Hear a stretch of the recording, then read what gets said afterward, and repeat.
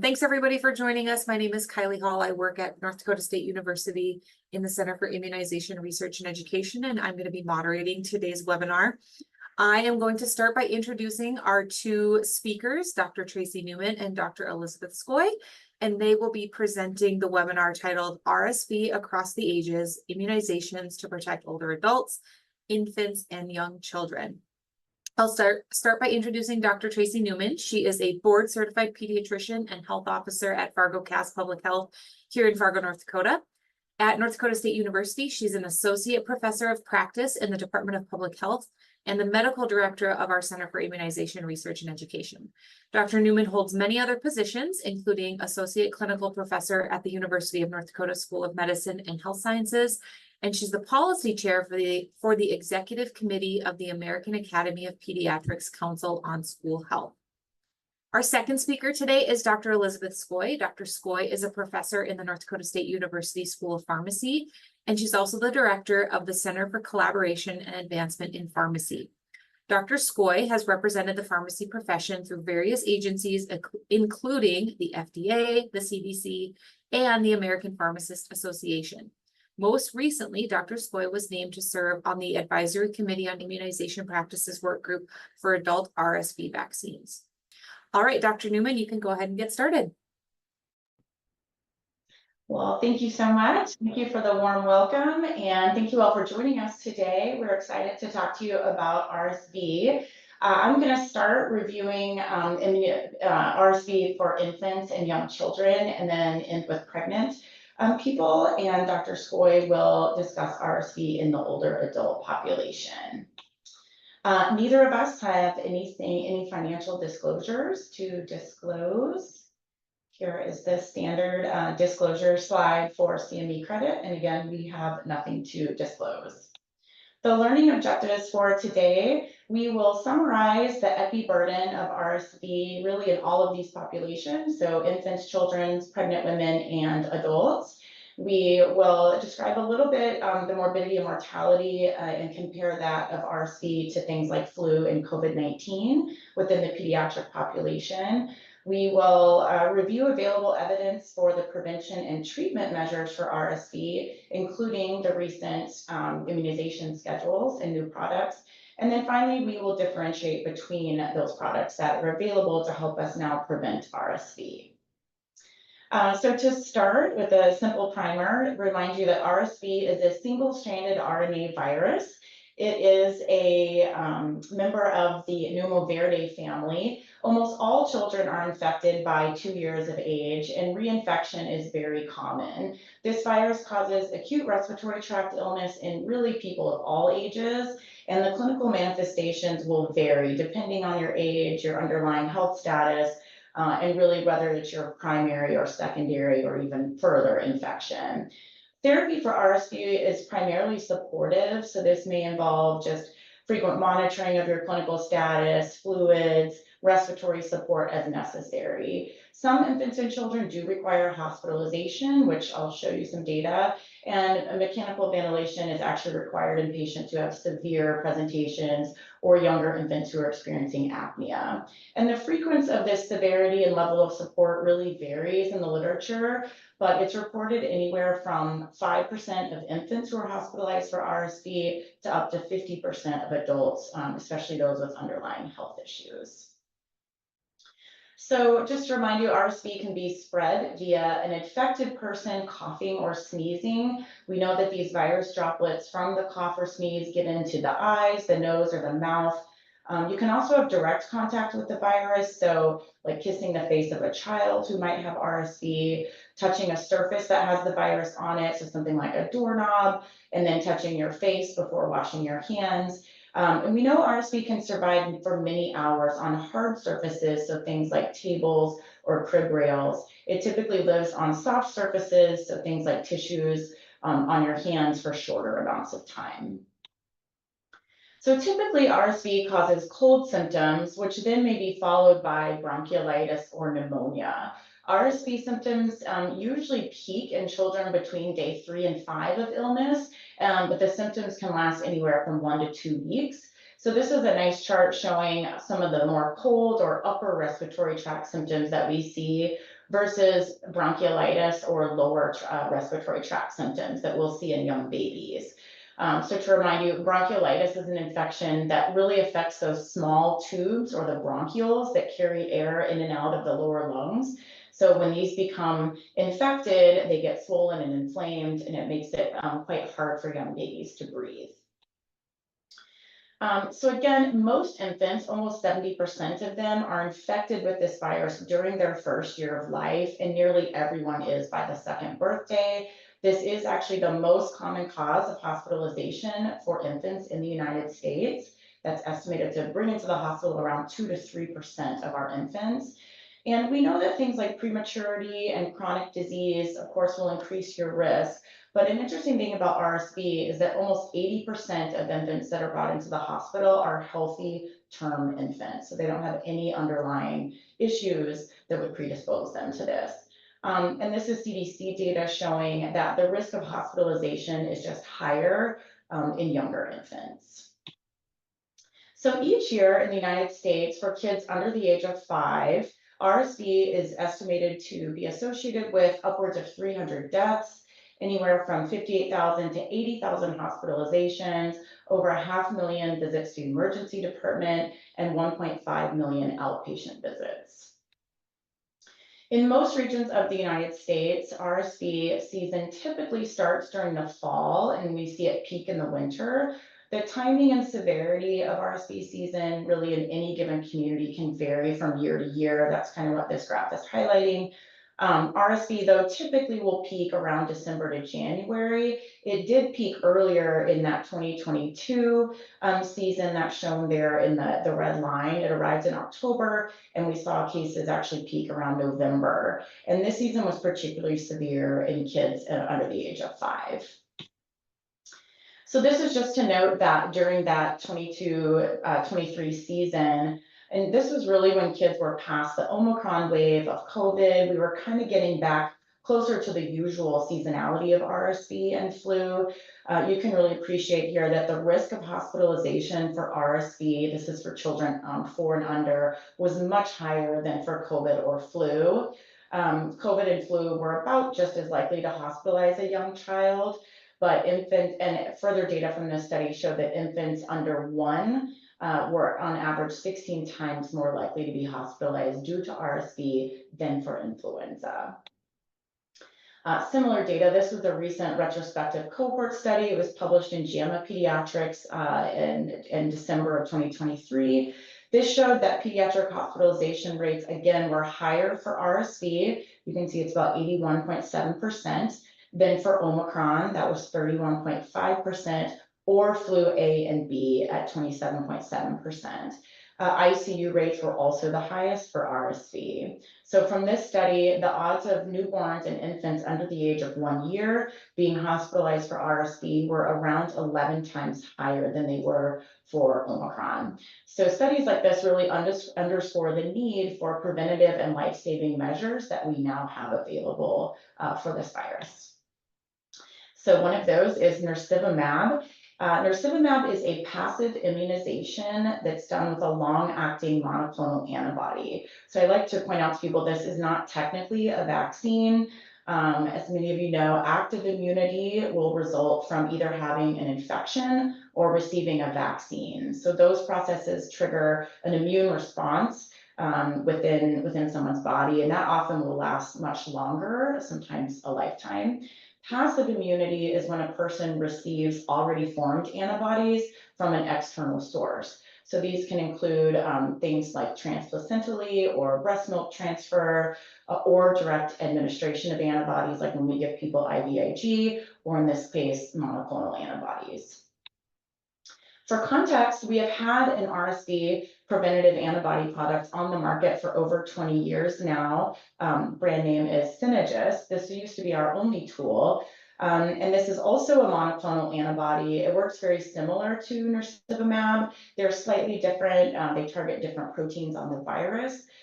This product, though, has fairly limited use, and it's only recommended for certain high-risk children under the age of 2 who have certain medical conditions. This includes things like prematurity, bronchopulmonary dysplasia, and certain babies with congenital heart disease. Synagis is expensive and it has to be administered monthly during the RSV season, so a little cumbersome. So far, Synagis and nirsevimab have only been compared to each other to assess safety, so we don't really know yet for sure if one works better than the other. There is laboratory and animal study data to suggest, though, that nirsevimab may have more potent effects. In contrast, the ACIP recommends nirsevimab to prevent RSV in all infants. So a single dose for the season instead of each month is recommended for all babies who are under the age of 8 months and they're entering or it's during their first RSV season. And it's recommended again for older babies who remain at certain risk or increased risk for RSV during their second season. And nirsevimab can be given with any other age-appropriate vaccines at the same visit.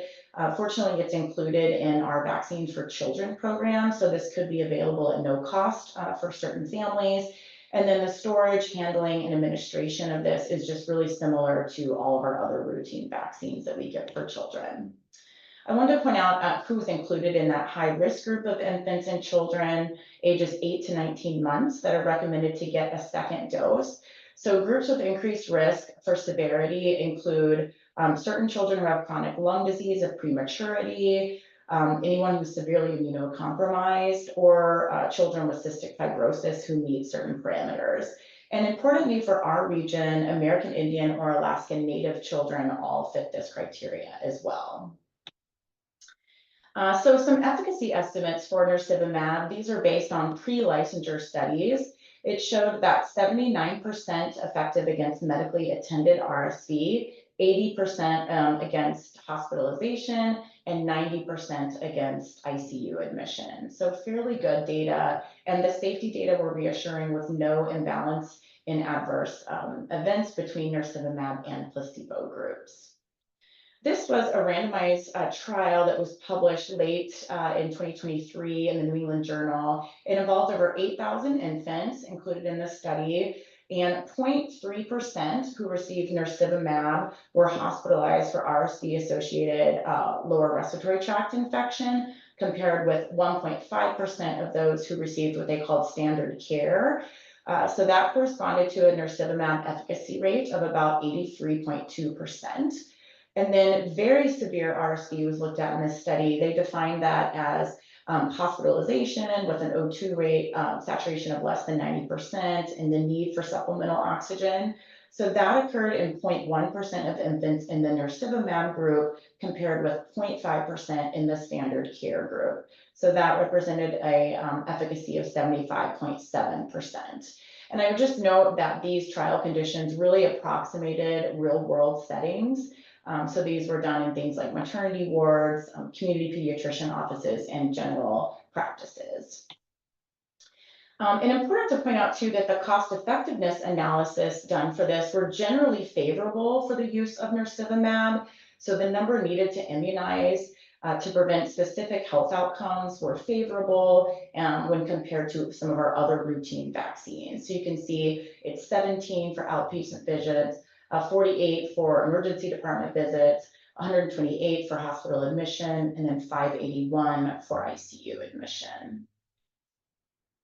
A CDC study estimates nirsevimab is 90% effective against RSV-associated hospitalizations. This was really the first analysis of this product in the United States for that post-introduction effectiveness. It really looked at hospitalization rates for infants during their first RSV season that this was available. And this is showing the median time from nirsevimab admin to the symptom onset was about 45 days. You can see it ranged anywhere from 7 up to 127 days. A study out of Spain showed that nirsevimab was 70% effective against hospitalization, upwards of 97% effective in some of these regions. So this was, again, important data from the real world post-licensure setting that came out during the first season.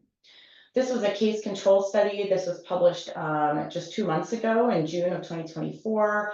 And researchers in France estimated the effectiveness of nirsevimab at preventing severe RSV disease to be around 80%. Again, this is some of our early real-world estimates. This was done from PICU patients collected between that first season, so September 23 to January 24. Most recent data out of France, again in a real-world setting. This was published last month in the New England Journal. Nirsevimab was effective in reducing the risk of hospitalized RSV-associated bronchiolitis.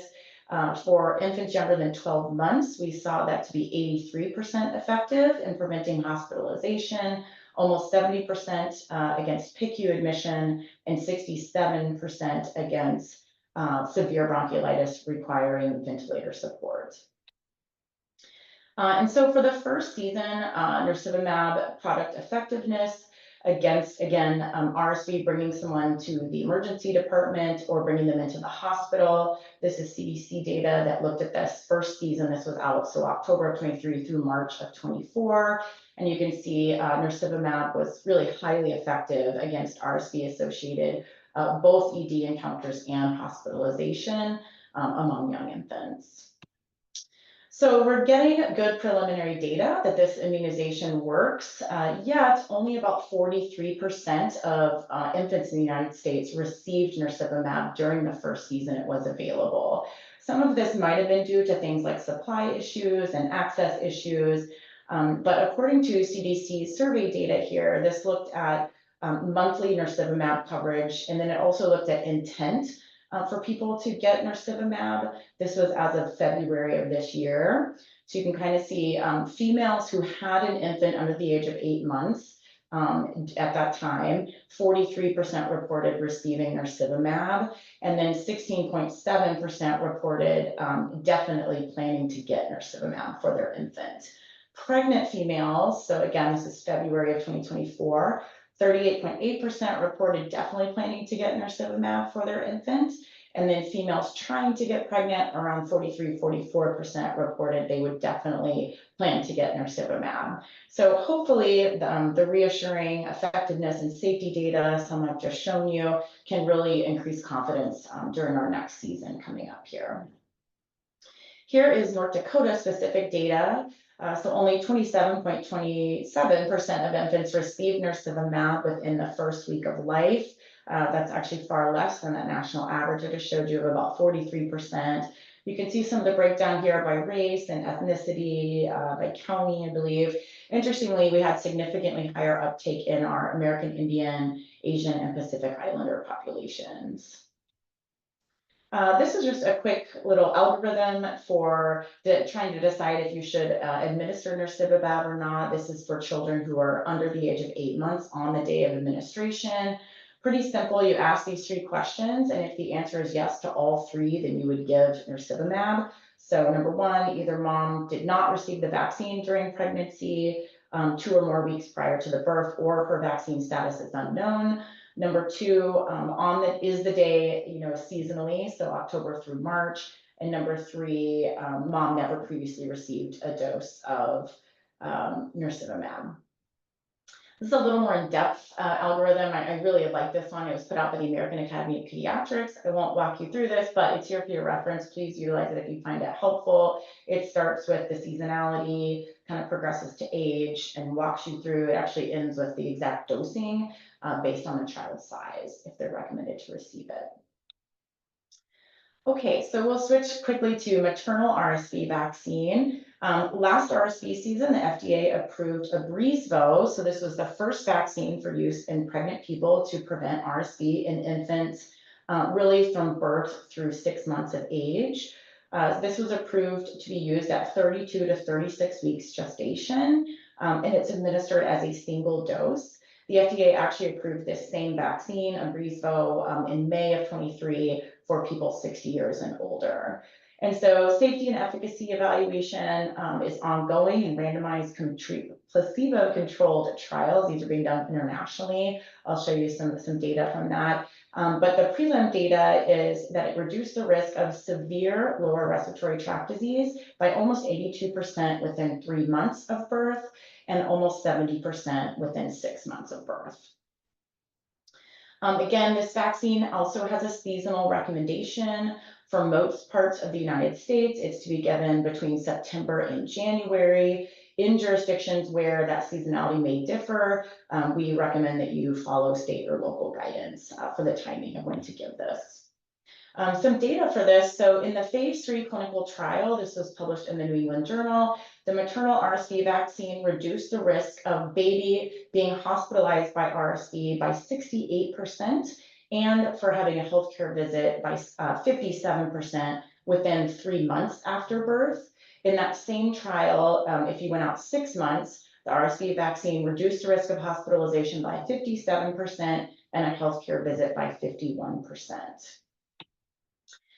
In clinical trials, the most common reported side effect by pregnant people who received Abrysvo were pain at the injection site, things like headache, myalgia, and nausea, pretty typical. A note here about preterm birth. So people in the initial clinical trial that received maternal RSV vaccine in earlier gestation, so if they were 24 to 36 weeks, more preterm births were observed in the vaccine group versus placebo. However, this difference was not statistically significant. But for people in this trial who got the vaccine or placebo later, so 32 to 36 weeks, you can see the breakdown. Preterm birth occurred in 4.2% of the vaccine group compared to 3.7% placebo. So really available data that we have are insufficient to establish or exclude a causal relationship between these. But in an abundance of caution to reduce the potential risk for preterm birth, the FDA just went ahead and approved this vaccine to only be given between that older age, so 32 to 36 weeks. And of course, FDA is also requiring post-marketing studies to really assess any signal of a serious risk for preterm births or things like preeclampsia risk as well. In this study, published really recently last month, actually, the vaccine was found to be safe and protective, again, in a real world setting. So this looked at over 1,000 vaccinated and almost 2,000 unvaccinated patients in 2 large New York City hospitals. This data was collected from September 23 to January 24, and preterm birth was defined as being born before 37 weeks gestation. So you can see 60 patients who received the prenatal vaccine, so about 5.9% experienced preterm birth compared to 6.7% of those who did not. So really real world evidence such as this can provide us reassurance about vaccine safety during pregnancy. And while Abrysvo, that's the Pfizer product, is safe and effective for pregnant women, the GSK vaccine was developing, or they were also developing maternal vaccine and stopped the clinical trial early. I give you this information just in case you're asked about it by patients or if they read about this. I think it's important to point out that we don't know if the safety signal was real or if it occurred by chance, but they halted this trial anyway. So this was specific information that was published in the New England Journal of Medicine. Preterm births were higher in the vaccine group compared to placebo, so that's 6.8% versus 4.9%. Of the preterm birth, 5.5% in the vaccine group were what they called very, so less than 32 weeks, or extremely less than 28 weeks preterm, compared to the 2.3% that occurred in the placebo group. And then higher risk of neonatal death in the vaccine group. And again, that was largely due to it being born extremely early. And so because of this, this trial was stopped and this vaccine was never released. And although not common in these clinical trials, there were also hypertensive disorders of pregnancy, so including things like preeclampsia. That occurred in 1.8% of pregnant people who received the vaccine, compared to 1.4% of pregnant people who got a placebo. Preeclampsia, low birth weight, so that typically is meaning less than 5.5 pounds, and jaundice in newborns occurred more frequently in the moms who got the RSV vaccine as well. These conditions are often associated with things like preterm birth. So how many women received the RSV maternal vaccine during its first season that it was available? This is vaccination coverage estimates for pregnant people 18 through 49. This is from the CDC's vaccine safety data link. This was as of January 2024 through September as of January 2024, so that would have been the end of the recommended period, and it started at the beginning of the recommended period, you can see that the overall coverage was quite low, almost 18%. Vaccination coverage was highest in the non-Hispanic Asians at about 25%, that's that red line. Lowest in green line there is Hispanic Blacks, it looks like about 10%. So we really have some work to do on getting out the message of the importance of this vaccine. For North Dakota RSV vaccination data, the Health and Human Services Department actually does maintain an internal dashboard that tracks RSV immunization data. During this past season, a little over 1,300 Abruzvo doses were administered to females under the age of 50, so it is likely that these were pregnant women. A couple more slides about survey data. This was in April of this year. This really showed mostly positive attitudes toward RSV vaccine and pregnancy. This was published in Pediatrics. So this showed that if women perceived RSV to be a serious illness in infants, they were more likely to get vaccinated during pregnancy. It was about 40%. So really encouraging providers to review with people how serious RSV can be. 54% of these respondents said that they were very likely to get vaccinated against RSV during pregnancy. When they kind of did the full regression model here, predicted proportions of very likely to vaccinate against RSV followed kind of similar patterns. So it was 63% if they thought RSV was serious, 55% it was 63% if they thought it was serious and likely, 55% if serious and unlikely, and then 35% if they didn't think it was very serious. So that seems to be a key factor here. This survey also found that families with small children at home were more likely to be vaccinated against RSV during pregnancy. And then finally, vaccination in any past pregnancy was linked to an increased willingness to get the RSV vaccine. This is just looking at relative risk and benefits of the maternal vaccine and nirsevimab. Some of these points are due to last season, so things like potentially a limited availability. Hopefully we won't have that this season. There for your review if you find that helpful. And then timing for administration of maternal RSV vaccine, so Abruzvo and nirsevimab. The maternal vaccine, again, it's for pregnant people between 32 to 36 weeks. You vaccinate using that seasonal administration, so it would be given September through January in most of the US. For nirsevimab, it's for infants under the age of 8 months. You'd immunize shortly before the season onset, so October. And then for infants born during October to March, you want to immunize within 1 week of birth. So a little summary if that's helpful.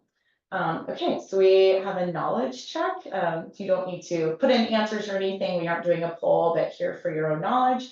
What is the nirsevimab recommendation for a baby born in May, given that mom did not receive a maternal vaccine of Abruzvo? Should we A, the infant should not get nirsevimab, B, infant should receive nirsevimab within 1 week of birth, C, the infant should receive nirsevimab starting around October or the start of RSV season, or D, the infant should only receive nirsevimab if they are increased risk. Let you think about that, maybe in the interest of time. My answer here would be C. This is a baby that would be about 4 months old, so still in their first season and would be under the age of 8 months. We know mom was not vaccinated, so I would recommend this baby receive nirsevimab in early October or whenever RSV starts in their community. Okay, I think with that, I will turn it over to Dr. Skoy. All right. Hello, everyone. Thanks for the introduction, Tracie, or Dr. Newman. Again, my name is Elizabeth Skoy, and I'm going to talk to you now about RSV vaccination in adults. Now we'll talk a little bit about the RSV burden of disease in adults. So, although I think, historically speaking, I think when we used to think of RSV or talk about RSV, we'd really focus on the infant side of things, that as Dr. Newman had presented to us as to why that is and the huge impact that it can have on hospitalization and death and burden of disease in infants. But what we don't always think about is that it can actually have a really big burden on adults as well. And so this data that we have on the slide here for hospitalizations and deaths is looking at specifically of adults 65 and older. And for hospitalizations, it's usually anywhere, depending on the year. And although, again, RSV is a respiratory disease and can depend upon the season, but 60,000 to 160,000 hospitalizations estimated annually. And 94% of those hospitalizations, those adults do have one or more underlying condition, which we'll get to here in a little bit. Then deaths also range from 6,000 to 10,000 individuals annually. Our high risk conditions are listed here. We'll get into these a little bit more, but overall, globally, when we think of those that are high risk for having that hospitalization or death, it's individuals with diabetes, lung disease, kidney disease, cardiovascular disease, immunocompromised, and those that are living in nursing homes are also that could be considered frail. So our data kind of tells us that this is kind of some of the individuals that are more likely to have the greatest burden for RSV disease. We can also look at estimated annual associated hospitalization rates for those 18 years and older. And the purpose of this particular graph is just to show us a couple of things. One is the RSV season and how it does vary per year. So you'll see 2016-17, we had a jump in more hospitalizations in 17-18, and then it went down a little bit more to normal.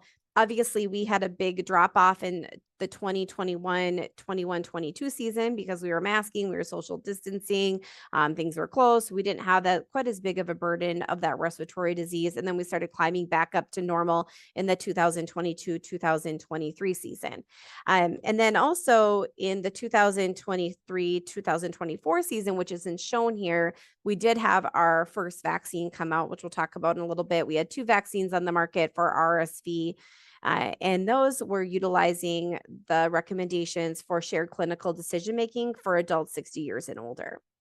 But again, the purpose of this graph is to really identify that the greater the age, the greater disease burden for hospitalizations that we have. And so you'll see that kind of on the furthest right of each one of those subsets, that blue or that royal blue, that's our 80 and plus. And then the next line, that black, is 75 to 79. You'll see that as the older we get for every one of these years and season, the older the individual, the larger burden that we have for hospitalizations for RSV disease. Then we have burden of disease in adults, looking at, again, this is a different way to look at the age and the age and the effect of the disease. So you'll see here hospitalizations, ICU admission, and hospital-related deaths. And again, you'll see that 75 plus is the largest group. Then moving down as we get younger, the smaller the chunk that we have. And then you also can compare that to the US population. So you can see again how this disease really does affect our older adults in the population. We also mentioned that those chronic conditions are also associated with that hospitalization. So this is a really nice graph that was presented in the 2024 ACIP meeting, and it takes a really nice snapshot of those diseases and what effects they have in associated with RSV burden of disease. So you have our chronic kidney disease. Again, you'll see here that the older that we get, the more of a burden of disease with that. COPD, severe obesity, which is considered a BMI greater than 40, asthma, coronary artery disease, and diabetes. Beyond that, you'll notice with the stroke, the obesity 30 to 39 and current smoker, it's more reflective of just our general older, all adults, that those black bar graphs that you see on the far left. And so not as much of a statistically significant difference there, but the other ones you're going to see that, again, the older you are and the more likelihood you are to have some of these chronic conditions, the more likely you are to have the hospitalization from RSV. So the good news is we do have some available vaccines to help prevent RSV associated hospitalization and burden of disease. So there's two types of vaccines that are currently on the market. We have two viral subunit vaccines, and those are Abrysvo and RSV. And we also have one mRNA vaccine, RSV. And so those are the three current vaccines that we have on the market for RSV. All three of those vaccines are approved for adults 60 years and older. So they are recommended, or they are approved by the FDA for 60 years and older, all three of those. RSV does have FDA approval for 50 years and older who are at risk. I have an asterisk there because although that has been approved by the FDA, has not been recommended by the ACIP. So currently the ACIP recommendations do not reflect the 50 years and older at risk. So I have an asterisk there, but it is FDA approved for that. Abrysvo, as Dr. Newman has already mentioned, is also approved for pregnant women. And then we'll kind of go through the vaccine differences here in our next slide, but there is one vaccine with an adjuvant, and that is RSV. RSV does have an adjuvant. So although Abrysvo and RSV are both viral subunit vaccines, one does have the adjuvant. RSV is manufactured by GSK, which also does manufacture Shingrix, and it's actually the same adjuvant that you see in Shingrix. And then insurance coverage, I put this here, and this is important to note because this is a vaccine that's covered under Medicare Part D for individuals 65 and older. So if an individual has Medicare Part D, this vaccine is covered under Medicare Part D. And that is the prescription drug plan under Medicare. So for that reason, most clinics and doctors' offices don't bill Medicare Part D. It's only pharmacies that bill Medicare Part D regularly. So that's important to recognize as to where we're going to see most of our patients getting their, at least that 65 and older group of where you're going to be seeing them get their prescription or their RSV vaccine. For individuals that are under the age of 65 or don't have the Medicare Part D coverage, private insurance and Medicaid is also available for coverage for that. So I've made a little table here just to kind of have a nice snapshot of the differences between the different vaccines. So we have, again, our three vaccines that are available are RSV, Abrysvo, and RSV. So the RSV and Abrysvo are refrigerated. However, the mRNA vaccine is typically stored frozen, but it can be refrigerated up to 30 days. So there is some storage differences between the vaccines. The two viral subunit vaccines, RSV and Abrysvo, do need to be reconstituted. Abrysvo does have a vial adapter associated with it, so it's a little bit of a different reconstitution method. And then RSV is actually available in pre-filled syringes, and so there is not a need for reconstitution. But they're all, RSV and Abrysvo are available as single dose vials as well. So for our CDC recommendations, as we'll get to here in a moment, for the CDC recommendation for all three vaccines, it's all adults 75 and older, so that's a blanket recommendation, and then adults 60 to 74 with increased risk. Abrysvo does have that additional CDC recommendation for pregnant persons 32 to 36 weeks gestational age. The route and dose for all three vaccines is 0.5 milliliters intramuscular. And then again, we have the difference in the vaccine types there listed at the bottom, or the two viral subunit and the one mRNA vaccine.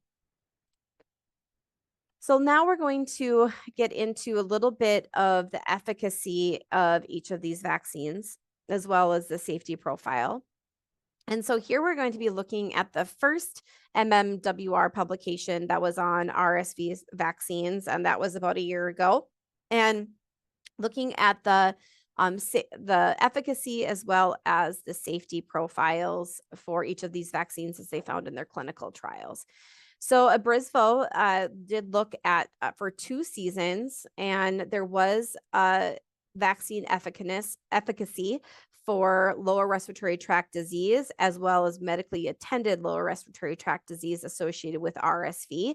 So you saw in season 1, you saw about a 89% of efficacy. And then in season 2, you saw a little bit of a tiny bit of a drop for the medically attended. It wasn't powered enough. The second season didn't have enough power to determine the lower respiratory tract disease for season 2, as well as we weren't able to power hospitalization and death. So we're going to be looking at kind of post-marketing data surveillance for those. But overall, our combined season was for lower respiratory tract disease in general, about an 84% efficacy and 81% efficacy for medically attended. Abrysvo's safety, when you're looking at this, you're looking at the relative risk was for placebo was no greater, it wasn't statistically significant difference between placebo and the vaccine. And so you're really not seeing any major safety for serious adverse events or severe reactogenicity events for Abrysvo compared to placebo. They did identify 3 GBS cases in the study group, and that needed to be followed up further, which we'll get to that in a little bit. Inflammatory neurological events or Guillain-Barré syndrome was identified in some of those. Then looking at RSV efficacy, you again have followed for 2 seasons, very similar studies. You had looking at lower respiratory tract disease and medically attended lower respiratory tract disease. So for season 1, you saw about a 82% efficacy, and then season 2, similarly, we saw a decrease in efficacy for season 2, and it wasn't powered enough, and the season didn't have enough length there for us to determine whether or not the efficacy for season 2, as well as we weren't able to look at hospitalizations and deaths. But we were able to determine a relative overall efficacy of about 74 to 77%.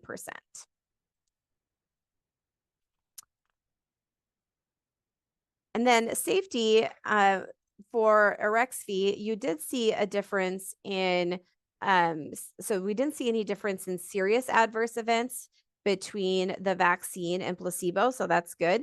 But you did see more reactogenicity events with RSV than you did placebo. And that was a statistically significant difference. More than likely, that is because RSV does have that adjuvant in there, and that adjuvant does sometimes cause more of the reactogenicity events. And so that's more than likely why we were seeing that.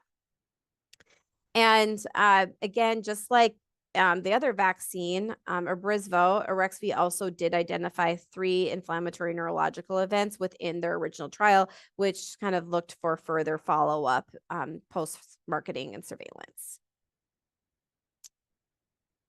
For the mRESVIA vaccine, and this is based off of currently of the package insert and looking at this, you're looking at an overall efficacy for this vaccine of about 78%. For that is looking at individuals that had 2 or more lower respiratory tract disease symptoms. And then for 3 or more, was it about an 80% efficacy. So mRESVIA did their study design a little bit different than the other viral subunits, and they were looking more at the lower respiratory tract disease symptoms. It was not powered enough to look at medically attended hospitalization or death.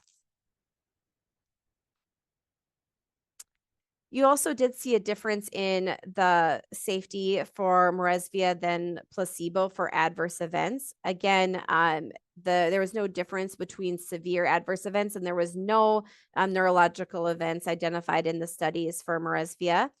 However, there was statistically significant injection site pain, fatigue, headache, myalgia, arthralgia, underarm swelling and tenderness, and chills. And there again, similar to what we've seen with other mRNA vaccines, but you have more of those kind of short-term side effects with that vaccine than you did with placebo. So now we're going to do another knowledge check, which is going to, again, you don't have to put it in the chat or anything like that. You can just think to yourself. So which of the following RSV vaccines are approved for use in older adults and pregnant persons? So is it Abrysvo, RSV, mRESVIA, or D, all of the above? And the answer for that one is A, Abrysvo. Abrysvo is the vaccine that's approved for pregnant persons as well as older adults. So here's the ACIP recommendation that came out of when they met in June of 2024. So again, the first recommendation previous year was for use of shared clinical decision-making for individuals 60 years and older. Shared clinical decision-making has some implementation challenges with it, as well as after the first year of use of the vaccine, we had more information on the safety profile of the vaccine. And so the ACIP felt more comfortable of making a stronger recommendation. So based on the evidence and the data that was presented at that time, we saw all adults 75 years and older should receive a single dose of RSV vaccine. And that's a one-time. So if those individuals had an RSV vaccine the previous year, they wouldn't get revaccinated this year. So at this time, there's only one dose of RSV vaccine recommended in totality. Okay. For 60 to 74 years of age and older, those individuals who are at an increased risk of severe RSV disease are also eligible to receive a single dose of RSV vaccine. Now, when the ACIP recommended, and this was the slides that were presented, or a slide that was a picture of the slide that was presented at ACIP. Our slides were due for continuing education peer review prior to the MMWR, most recent MMWR being published. But they did do not any changes in actually application, but just kind of clarified a few things. I'm going to kind of talk about that here. So the 75 plus is clear, right? So anyone 75 and older should receive one dose of RSV vaccine. No preference of those three vaccines that are available. So any one of those three is perfectly fine. However, for the 60 to 74, it's for individuals who are increased risk. So who are those individuals that are at increased risk? Well, you have individuals with chronic cardiovascular disease, and those conditions are listed there, but it is important to recommend that hypertension alone. So if you have a patient and the only condition that they have is hypertension, that is not qualify them in that age group of 60 to 74 for RSV vaccine. Okay, so hypertension alone is not a qualifier. Chronic lung disease, chronic kidney disease. Originally ACIP was throwing around the idea of stages 4 to 5, but actually they changed that in the publication to just say end stage renal disease. So end stage renal disease are those on hemodialysis or renal replacement. Diabetes mellitus, and they have some examples here for the diabetes mellitus, and there again, you're looking at more with end organ damage, diabetic neuropathy, retinopathy or cardiovascular disease, severe obesity, decreased immune function, neurological or neuromuscular conditions, liver disorders, hematological disorders.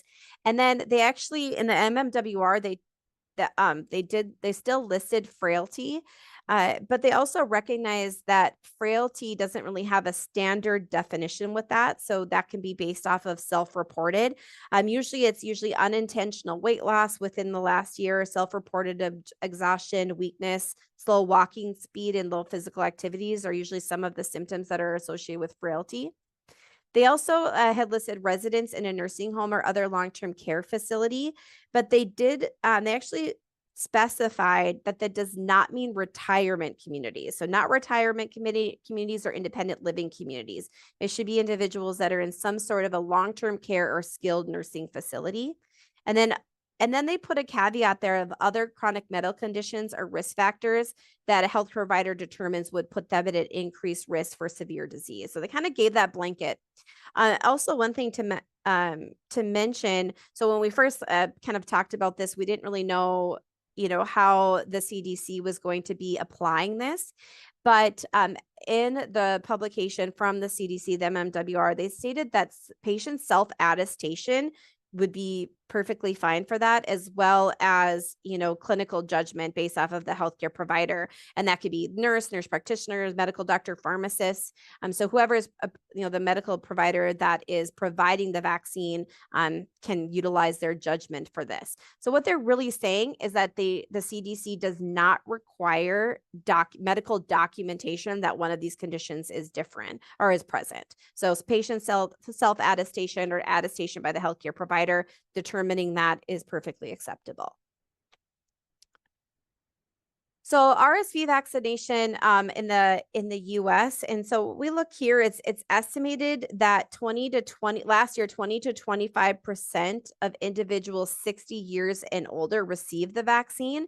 What's hard about identifying rates with RSV vaccine last season is we didn't have a denominator. You can't have a denominator with shared clinical decision making because was anyone 60 and older using shared clinical decision making? So we didn't have that recommendation of, like we have now 75 plus. We can have a denominator of all adults 75 plus in the US and then look at that. So rates were a little bit more of a challenge to identify. What we do know, though, is that for those that did receive the vaccine, almost half of them did receive the RSV vaccine along with another vaccine. So with co-administration. And so you saw some RSV with flu, you saw some RSV with COVID, and then you saw some RSV with flu plus COVID. So co-administration was very common. And if you also kind of look at that as to, this vaccine came out around the same time as you saw for like the influenza and the COVID vaccine. And they do recommend that since this is, although you only get the vaccine once, it is a seasonal respiratory illness. They do recommend getting the RSV vaccine in late summer, early fall, when we see RSV kind of becoming more present in our population, in our community. Also moving on to place that the RSV vaccination was received. And when you look at this bar graph, I mentioned this earlier, but the large majority of vaccine was given in pharmacies. Again, this is a Medicare Part D covered vaccine, so most of the pharmacies were stocking this. And so you're going to see over 80% across the board for seasonality as to where this vaccine was being received, and pharmacies is usually that is. So if for some reason, if you're in a pharmacy, in your pharmacy that's joining us today, a pharmacist, hopefully your pharmacy carries the vaccine. If you are in a clinic or a hospital or another setting that does not carry the vaccine, knowing and verifying that your pharmacy has the vaccine and delivering the vaccine would be important. But overall, you're seeing this national trend that it's very strongly being given in pharmacies. So there's still a lot of ongoing observation with this particular this series of vaccines. So again, these slides were due before the guidance on implementing, but now the CDC has come out with that guidance for implementing that, and just saying that self-attestation for having that high-risk category or healthcare providers identification is acceptable. What we do not know yet is how third-party payers, specifically those Medicare Part D prescription drug plans, how they're going to be looking at this. There's rumor that some are requiring a prior authorization, which we really hope is not the case. That would be really challenging to implement. And I would think a third party would not want to be reviewing thousands of prior auths for this vaccine, but still just to be determined on how that's going to be applied. We don't know anything about revaccination. We did see some drop in efficacy from season 1 to season 2 in the studies. We do not know if and when another vaccine would need to be given. So just, to be determined, but as of right now, it's just one time, one dose. Age expansion, again, we do have the RSV is approved for 50 plus, but that was not considered by the ACIP this time around. So we don't know if there will be an expansion on the age. Even shared clinical decision making the first time around with the ACIP, they really wanted to see the efficacy of this vaccine with hospitalization, death. Also wanted to look at the safety profile. And so with that, there were some serious side effects that are still being monitored. So GBS hasn't really gone away. There has been some association with Guillain-Barré syndrome, and we cannot, for some of those cases that have been identified, we cannot determine that GBS does or the vaccine does or does not cause GBS. It's still being kind of to be determined and being followed at this time.